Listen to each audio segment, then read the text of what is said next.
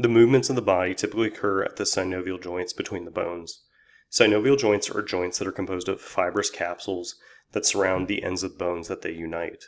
The capsule typically contains a thin layer of lubricating fluid to reduce friction between the materials that move against one another within the joint. The synovial joints allow for the greatest range of motion between the bones that they connect. Muscles, or typically the tendons of those muscles, must cross synovial joints in order for that muscle to produce movement of the joint. So recall that muscles produce pulling forces when they contract, so they must pull on the bones in order to produce movement.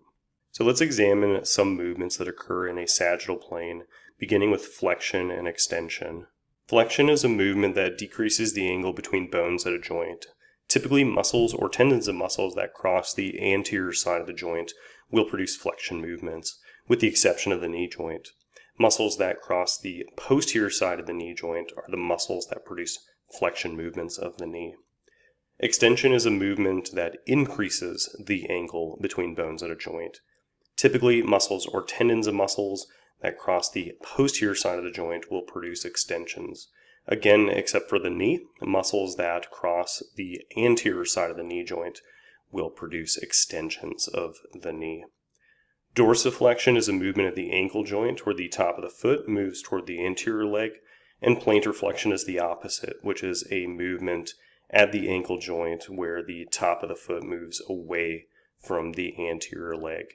And both dorsiflexion and plantar flexion are normal movements at the ankle joint during walking and running. Figure 9.12 examines some flexion and extension movements at the shoulder, the knee, and the neck joints.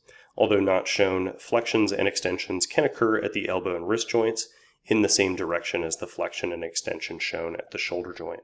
Figure 9.13, Part H, demonstrates dorsiflexion and plantar flexion of the foot at the ankle joint.